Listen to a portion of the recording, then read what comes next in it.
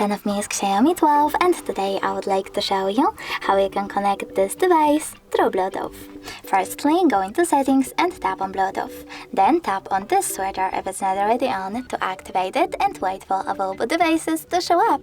When they do, tap on the chosen one to connect to it.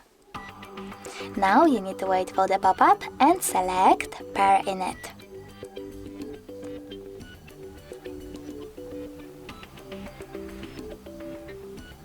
Come on.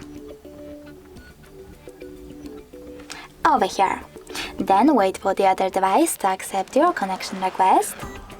And as you can see, my devices were successfully connected. If you want to disconnect them, you can do that by choosing this icon next to the device and tapping on unpair. Thanks so much for watching. If you enjoyed this video, leave a like, comment and definitely subscribe. Bye!